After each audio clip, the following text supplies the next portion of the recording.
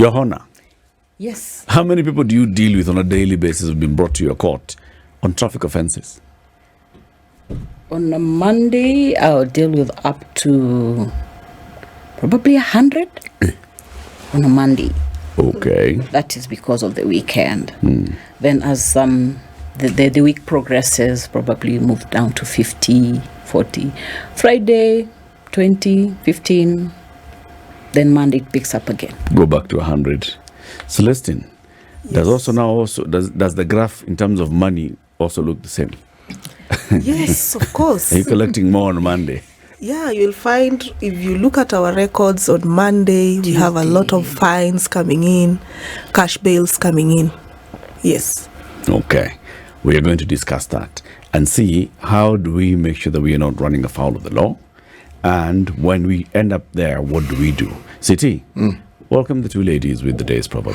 Yes, our proverbs for the whole of this week have been from the Republic of the Seychelles, the island country of the Seychelles. Opportunity does not wake up those who are asleep. Opportunity does not wake up those who are asleep. We start with you, Your Honor. What's your interpretation of this proverb? That proverb is a direct maxim of equity. Equity does not aid the vigil. I mean, you have to be vigilant to be to get your rights. Am I near the response? My dear, if it was 100, you're at 120. You're in there. Wow. Celestine, what's yours? Opportunity does not wake up those who are asleep. Yes. You have to be on your feet.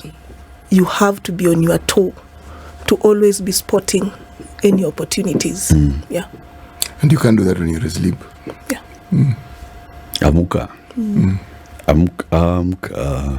Kumepambazuka tena. That's what you think. Twendeni tufanye kazi. Those days, bwana, those songs. You are thinking of that and I'm thinking, hebu ni wenzangu. Amkeni kumekucha. Amkeni sasa wewe kirani. Amka kumekucha. Yes. Higher. So, traffic offenses, they're called offenses because there is a law that says that this is right, this is wrong. Right? Yes. From your experience, Your Honor, how many people come before your court and they are completely unaware of the law? Ignorant. Very many. Why? I attribute that to the lack of awareness of the traffic laws, even the simplest of the traffic laws, like actually just pulling Latif to enter into a matatu. You know, that is in a normal day. They call themselves kamagara. They'll say ni kutafuta tu, and you know you're directing actually this passenger to board a matatu. Yes, but that is not a stage. Okay. So you are violating the rule of directing a driver to pick a passenger at a place that is not designated. There's a law like that. Yes. You are directing the driver to pick a passenger at a place that is not designated. Wow. Okay. You know, the most that will happen is he'll park, this Kamagera will ask, and then he gets a 20 bob run. Yep. And the vehicle goes. Okay. But there's a law that says you should not do this. Yes. Because you're obstructing and all those things, and you'll face penalties. Yes. So those people don't know, the Kamageras don't know. They're brought before you and they're like, "Aye." Yeah. Sasa Your Honor, mimi nilikuwa tunatafuta natafuta tu kwanza ninalipwa 20 bob. Another example? Another example of a law that a penalty that is not really the right, like motorcycle. You know, you must give your pillion passenger a reflective jacket and a helmet. So when Madame boards the motorcycle and says, no, this helmet is too smelly, I can't wear it, she can be arrested for not wearing that helmet as a passenger. Without reason? Or if I have a reason? It doesn't matter. It's to protect you. Okay. The helmet is to protect you. Okay. The helmet must be on your head. So, the pillion passenger does not know that actually I can be arrested for not wearing this reflective jacket too, because I need to reflect the people behind me that I need the helmet. Okay. I need the reflective jacket. And the law says how many pillion passengers per motorcycle? 1 pillion passenger. So when two of them are brought, who is on the wrong? The rider carried an extra pillion passenger. Huh? Okay. So you who got on as the second passenger, you bear no responsibility? Because actually you bear the responsibility goes to the rider. Okay. Who knows is only supposed to carry one passenger. Okay. So why are we at that situation where many people do not understand the law? Is it a lack of a structure that educates people on the law?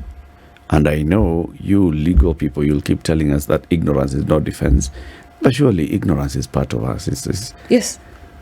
So what is it? Whose responsibility is it to make sure that I know all those things? And probably, Eric, that is one of the major reasons why we're here today. For a long time, we have been waiting for you to come to us, and then the circumstances under which you come to us, we are not telling you this is wrong, but not only are we telling you this is wrong, we also punish you for committing the offense. Yes.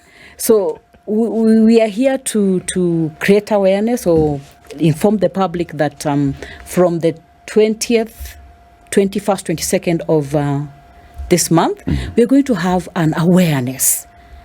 We're going to go out to meet our stakeholders and actually let them know, teach them or just enlighten them on this, the simple laws and the penalties and how they can go about it. We are doing this in collaboration with the Matatu Owners Association, the DPP, we are roping in the police, all the stakeholders, the users of the traffic court, including the city council, the county government, because they also conduct some traffic duties. Yes. So we want to go out there. We have printed some education material to let them know that actually there are these simple offenses. You are not in uniform. How much does it cost to get uniform for a conductor in the market? Probably about 3,000 shillings. So why would you rather buy the uniform for 3,000 shillings or come to court and I penalize you 10,000? So that is what we want to, that's the awareness we want to create to the consumers of our services. Right on time. Okay. So, I think it's, like you said, there's a lot that people are unaware of in terms of what happens. But I'm curious as to what are some of the things that people are actually coming to court presenting with? Because then then that gives insight into some of the things that people don't know if they're repeat offenders, fine. But first-time offenders, what are some of the things that come to the court every week, that Monday when there's 100 of them? What are some of the offenses that we're seeing then being treated? I will tell you, I can categorize the offenses. On Monday, 70% drunk driving. Okay. And that is one reason why we have roped in Nakada in the 3 days awareness. And they will help us discuss this issue of drunk driving. And I wouldn't say that is an offense that people don't know. Okay, maybe the part that they may not know is the limits, because for a PSV you have to be 0.00. Totally nothing. You need to be completely sober if you're carrying passengers. And then for private vehicles, it's at 0.35. Okay, that equals how many bottles of beer? I wouldn't tell because personally beer. I don't partake, so I don't know beer how much. Beer half liter, beer 300. Beer imported, beer local. Beer cake. City, which one are you? Which one? The reason why I ask is because most people take the issue of consumption of alcohol and driving as a suggestion. And a suggestion that must be avoided or evaded or a nuisance at best. And yet, the law is actually there to protect the driver. Because the moment you're intoxicated, you cannot say that your faculties are what they should be, especially when you are moving a vehicle on a road with other users. You cannot claim that. So how do we get people to actually understand, and how do we even enforce it? Not just with the drivers or the consumers of alcohol, but those who sell it. Because when you're drinking, you're being served. I know in certain jurisdictions on this planet, at some point you'll be told, we're not serving you. We're not serving you anymore. We're not giving you anymore. And you're not driving. We're actually calling a cab for you. Yes, and you're not driving. Yeah. But here it's like the more someone consumes, the more they're convinced they can actually drive better. And yet the opposite is what is true. And they end up in court on Mondays. Yes. If they are lucky. If Sometimes they try to get their cars to climb trees. Yeah. Yes. And that doesn't work very well. They end up in the other court. Yes. Up there with St. Peter. Yes. At the pearly gate. So apart from drunk driving, so what are some of the other things that we're seeing that people are then having to...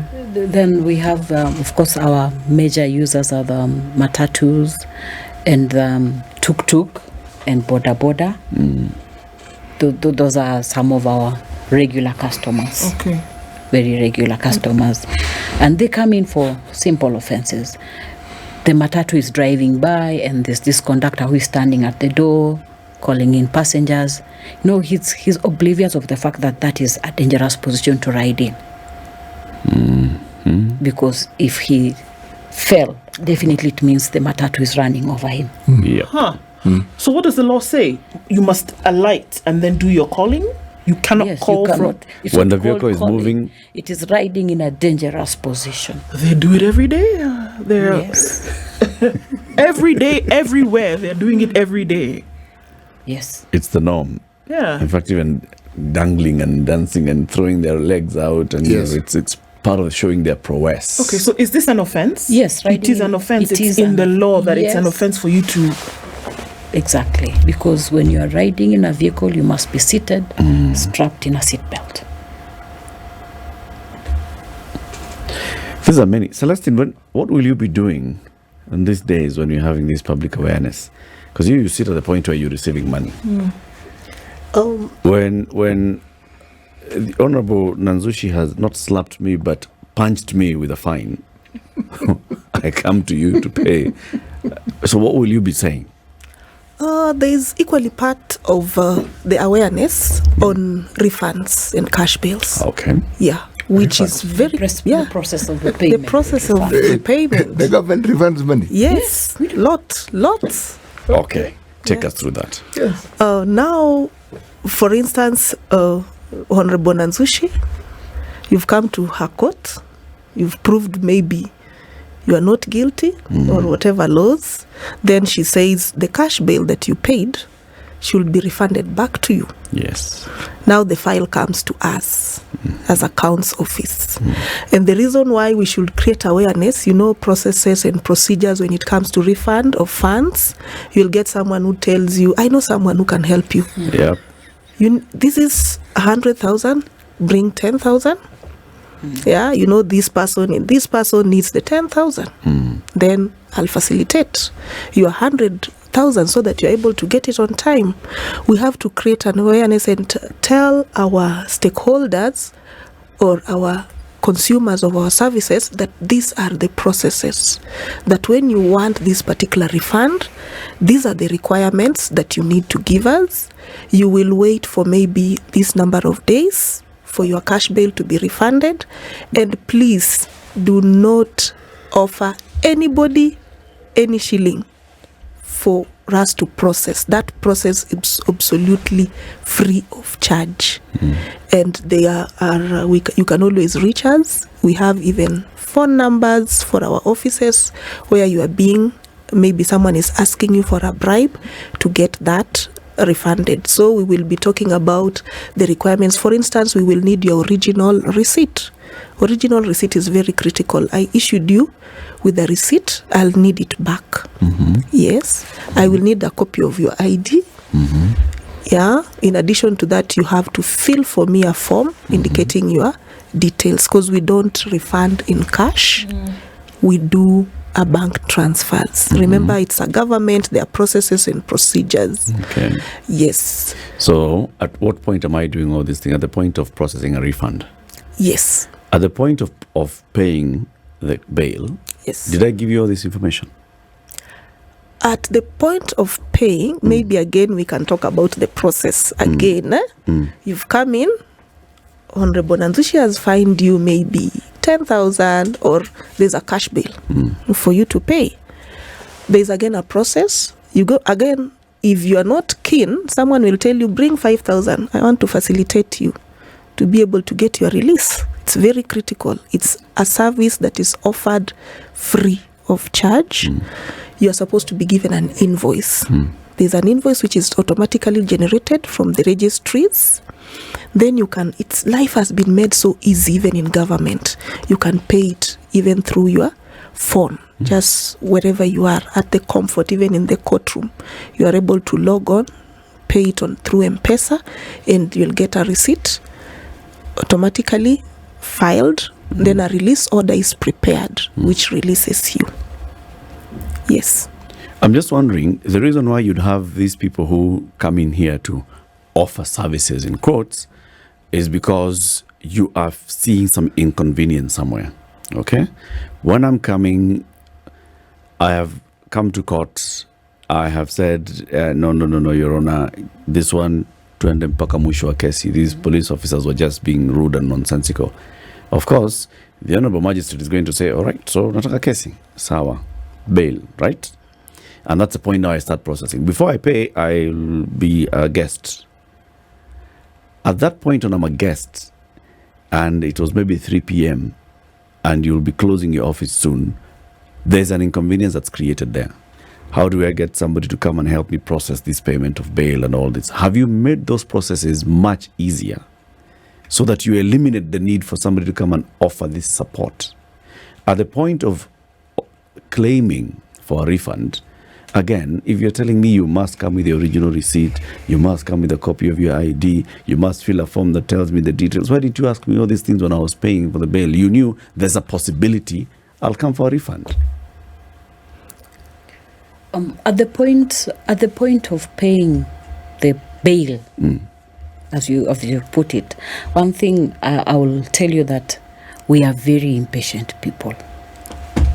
We are impatient. We as Kenyans. We as Kenyans. No, we as Kenyans are very impatient. And that's where you'll see somebody, I've given you the cash bail, and before the invoice is generated, you're already looking left, right. Who's going to help me out here? Yet once you have been given the cash bail, the court assistant takes the file to the cashier, and an invoice is generated immediately. An invoice is generated immediately, and you're told, Latif, this is your invoice. So you pay at your convenience, depending on your pocket. Please, you need to repeat this. At your convenience, meaning? You have it. So if you have the money, pay. If you don't have the money, you can look for it, but you have it. How much time are you given to pay this? I've already given you bail. So you already off? Yes. But is there a cut-off time, meaning a day, a week, a month? No, there are people who, if I gave you a cash bill of 1 million, if you have it, if you can pay it today, you can pay. If you'll take it 2 days, 3 days, but in the interim, it will mean you go to remand. And that's where the issue is. You see? That's where the issue is, Your Honor, because I do not want time. I don't want Celestine to tell me tumefunga kuja kesho asubuhi. Okay? I do not want to imagine that the court assistant will go to the registry and by the time the invoice comes out, time imeenda. I do not want to go back there to the back room of the court and the prison guys are saying, lori imekuja. It has reversed. Trip number 1 inaanza kuingia sahi. I am thinking about all those things. I'm thinking the fact that I was arrested over this matter on Saturday. And I was told come to the court in Nakuru. I was heading to Kitale. I live in Mombasa. I have come back to the court in Nakuru. I'm in the Nakuru court.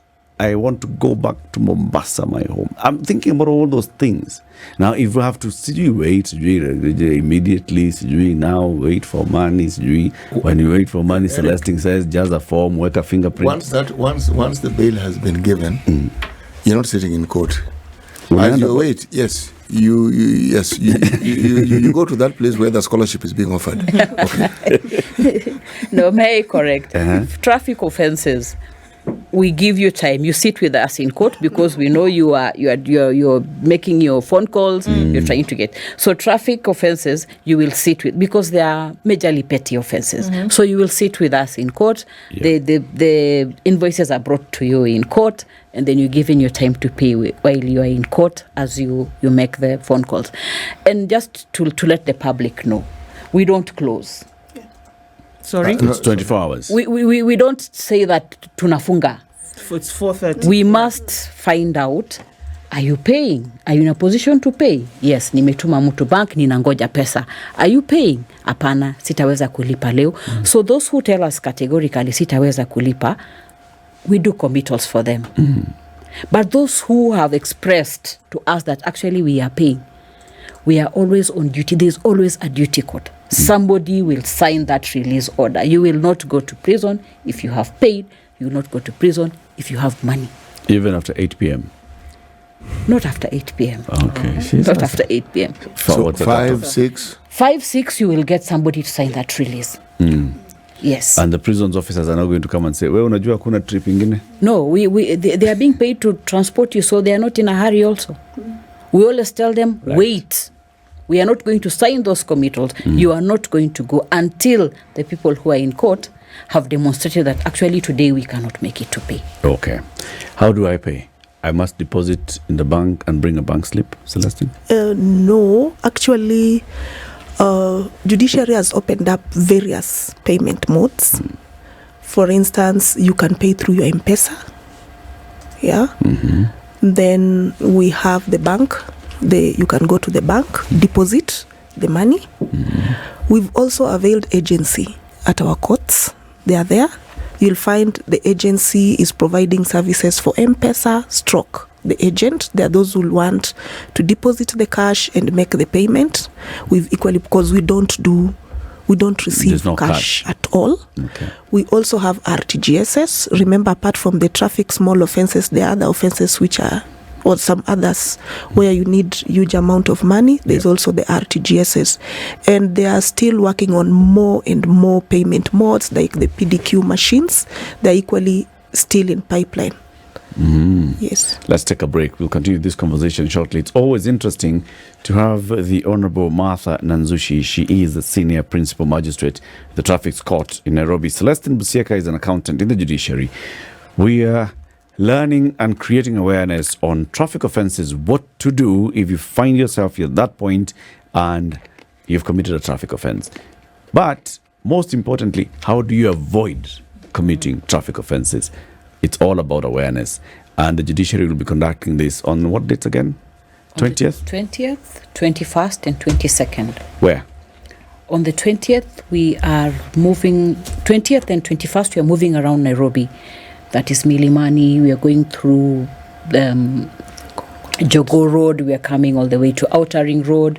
We take the Eastern Bypass, Utawala, Kangundo Road. We're going round Thika Road, then back to the CBD. Then the following day, we take the other wing of Nairobi. We are going to Kikuyu. We are going all the way to Juja Road. And on the third day, on the last day, we will do the CBD. And then we have set base at the archives. We are hoping to meet our users at the archives. We are hoping to answer the questions that will not be, that they have in mind. We are going to be with the county government. They also have their role in this traffic, and we've told them to also prepare to respond to our users why they are not supposed to be riding on the pavements, and the pavements are for pedestrians, and why we are having people hawking on the streets, yet it's pedestrian way. We expect them to also respond to members. There's the citizenry. Why they are arresting them for selling their wares on the street. And most importantly, the police are going to be with us. Very good. Most importantly, the police are going to be there. So, there are individuals, police officers, council, city, county, I want to say askaris. Sometimes we get Enforcement officers. Enforcement officers. Thank you very much. Who will then get into your vehicle when they feel as though you've committed an offense, or maybe they want to ask a question, or maybe they wanted a lift, or maybe whatever could be the case. Are they allowed to get into your car? And subsequently, since they clearly wanted a ride, are you allowed to then take them on your errands with you? Wow. The traffic law actually provides that a police officer can enter your vehicle.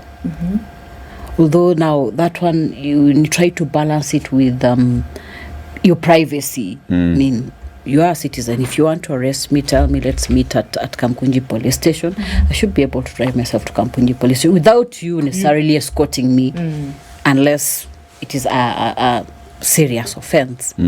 The law provides that, yes, they are allowed to get into the vehicle. And to take your car keys? There is no law that provides for the police officer taking the And car to keys. peel off your insurance certificate? To take your driver's license and take a walk with it? Can they do these things? There's no specific law that says that they can peel off your insurance. Ideally, police are supposed to arrest you, in fact, tell you the reason why they are arresting you, and ask you to go to the police station. When they impound your vehicle, right, what should they do with it? Should they leave it there? Do they call this very rugged Land Rover to break come down, and to tow and it? Tow the vehicle? Yeah. What's the extent of their power here? Because let's say they found you drink driving, so you're drunk, clearly, and they judge that I cannot say ati tukutane Kamukunji. I don't know whether you'll get there. Yes. I cannot get into the vehicle and say 20 because I don't know whether you cannot drive, right? So you have been arrested, you've been out of the vehicle, you've been put into the very comfortable back of the police vehicle. And what do they do with my car?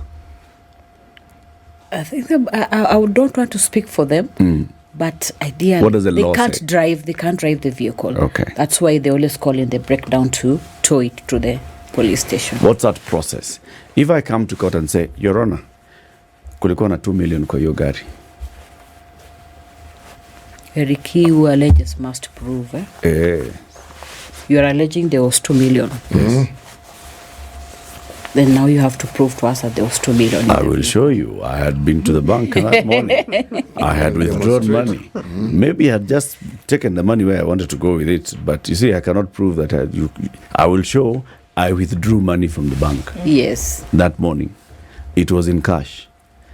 I entered my vehicle. My vehicle was towed that evening. I can swear, you're 2 million. Ilikuwa hapo. Ilikuwa hapo. Then ideally what happens is that one is an issue raised with the OCS, because if you're a prisoner, the time you are at the police station, I think before you leave, you have a session with the OCS. Anybody who has a complaint, if you've been beaten, if you've been harassed. So that is the point at which you raise the issue with the OCS. You come to court, you will raise it. I will just perhaps do a follow-up with the OCS. There was this, I will ask there's this client who came and alleged ABCD. Right. Please follow up on it, and I'll send you back to the officer in charge of the station. Okay. Because now that squarely falls under the police. I'd like to ask about accidents. When an accident occurs on the road, just say a minor fender bender. Now this is coming into the issues of insurance, of processing of that, and the police officer who has to come in. And what should happen? Is it a must for a police officer to come and process the scene of the accident from where the vehicles are? Because now again, do we say that these two vehicles that cause an accident are obstructing other motorists on the highway?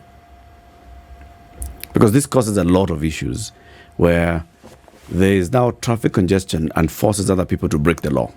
You start overlapping, you've broken the law, but garis in a block barabara, you start doing all those things, you start creating multiple lanes, you've broken the law. But it's because of these guys who thought that they are obeying the law by staying there until a police officer comes. To the scene of the accident. Yes. You're talking about a minor accident? You know, minor is Yes. somebody's perception. Yes, exactly. That's I can just come out, madam, you get, bana. Haijaumia, yes. Tungoje polisi. Yes. Tungoje polisi. Really, it's once an accident has occurred, that is an accident scene.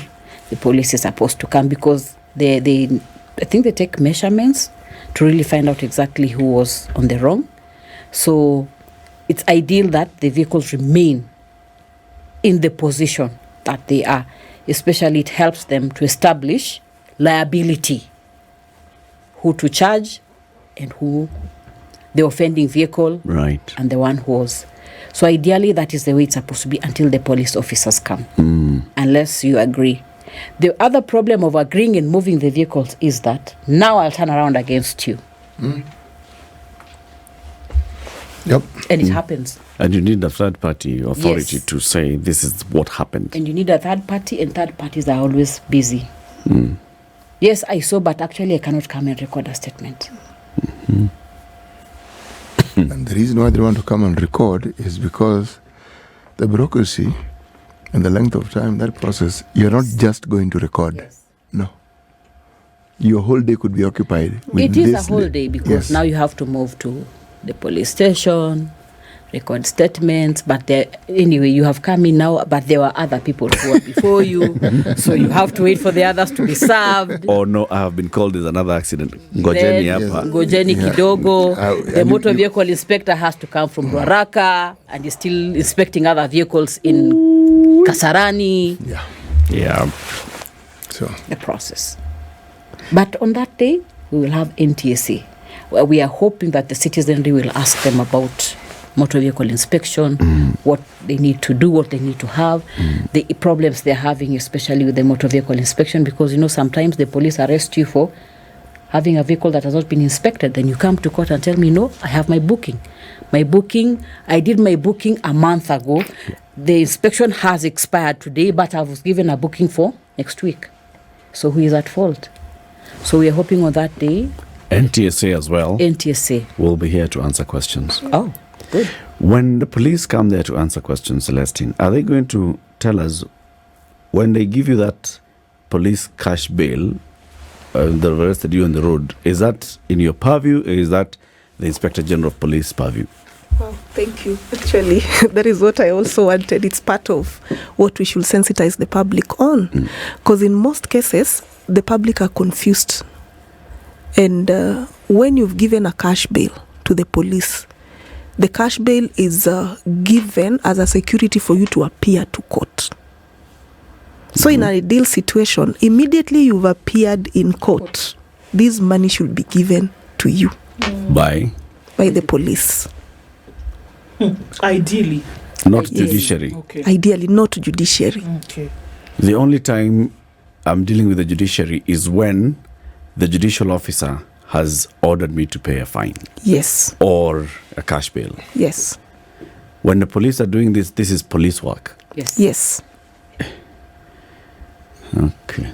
Immediately you appear before Honorable Nanzushi, the first thing they should give you Rudisha the money Pesani. that, yes. In And fact, does I this don't happen? read. I Does don't this read. happen? I don't read charges to you Yeah. because once I see that you gave a cash bill of 10,000, Yeah. I must ask you, Eric, hii pesa umerudishiwa hii pesa, nani ako na pesa yake? Akurudishie kwanza. I will not read the charges before the money is given back to you. Oh, nice. Oh no.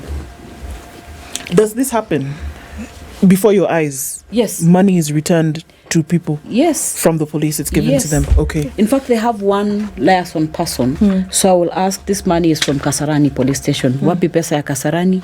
Niko nayo, madam. Rudisha. Okay. So that if I fine you, you can use that money as part of the. And if I don't fine you, if I discharge you with a warning, Yep. you have your Go money. with your money. Yeah. So that you're not going back to the police station to tussle to get it back. Okay. But again, we have very special Kenyans. The moment the money is given back to them, they sneak out of court To go where? Before before the answering charges the are read. Because you're not charged. Yes, before I read the charges, the police officer has come back and given back. Yes, Okay, Celestine, your cash bail. Okay, Pesa yako ndio, pesa yako ndio, pesa yako ndio. So you sit and wait. Okay. Is it because the court is so full? There's so many people there, so it's easy for you to just say, "Let me just see somebody else." I'm going to the washroom, and then out. Yes. Okay, I see. We have one judiciary in this country. One, right? Yes. We have one national police service in the country. So if I'm arrested over a traffic offense in Voi, and I was traveling to Lamu, right? Can I go to court in Lamu? Or must I come back to court in Voi? We have one judiciary, and in the judiciary we have different jurisdiction, which is also provided for in the penal statute. That you will be charged within the jurisdiction where the offense occurred. So if you're going to Lamu, then you will tell us when you are available to come, or you will tell the police that actually I can attend court in Voi on this date, so that they schedule you on the date. But it must be in Voi. Yes, because that is where the offense occurred.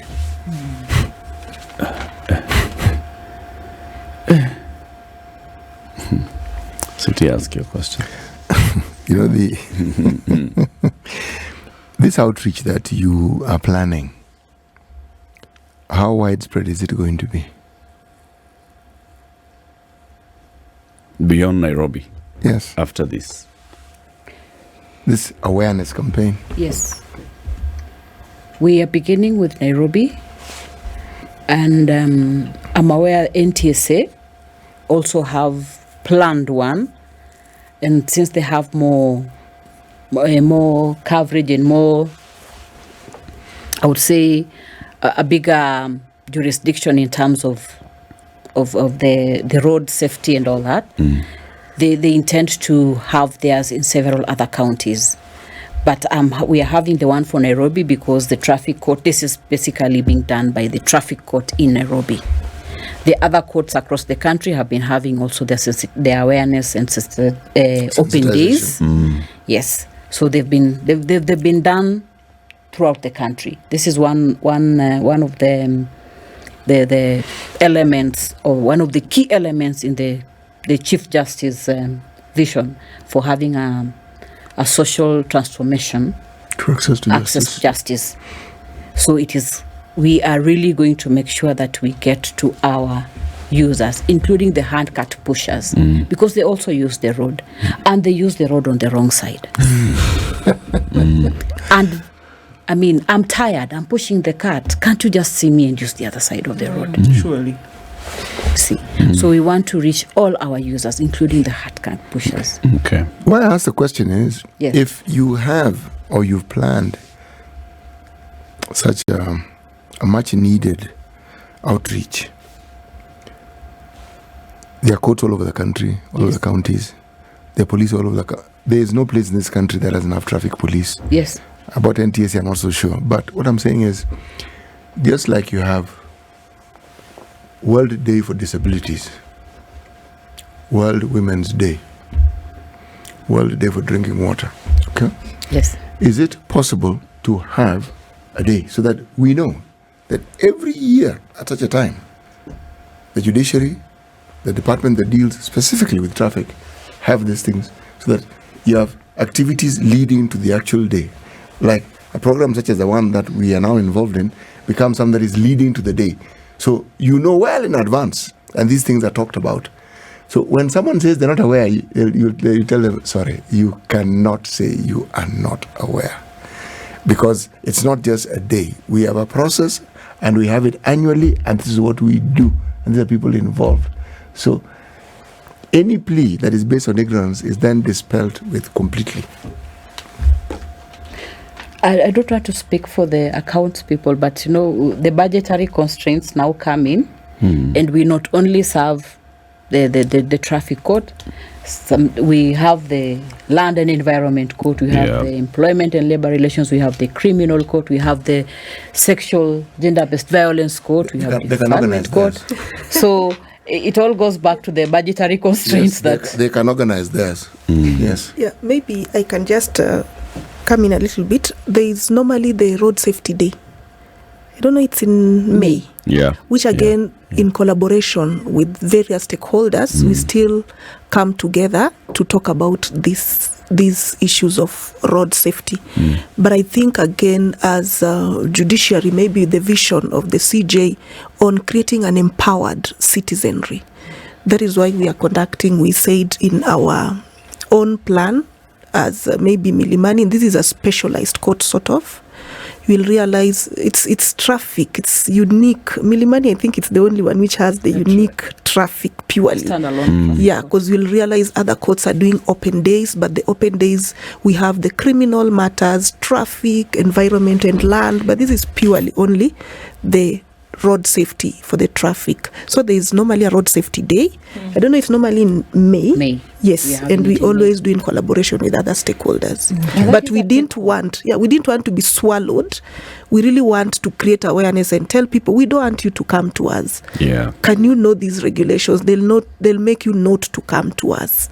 Because the other day we can easily be swallowed. We are talking about the deaths and whatever, but here we are speaking about the court processes, procedures. So it makes sense what City is saying. Yes. Having a judiciary week that says, in fact, even traffic offences, this is when you have an RRI. Yes. If there are any pending cases, we're going to hear them. We're going to try and finish them within this time. At the same time, we are creating awareness. Yes. Just like we see the judiciary doing at the Supreme Court grounds, KICC grounds, where you say the Lands Court this week is having this awareness week.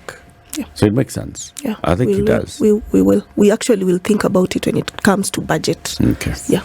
We draw lines between, obviously there's a need to raise awareness. Can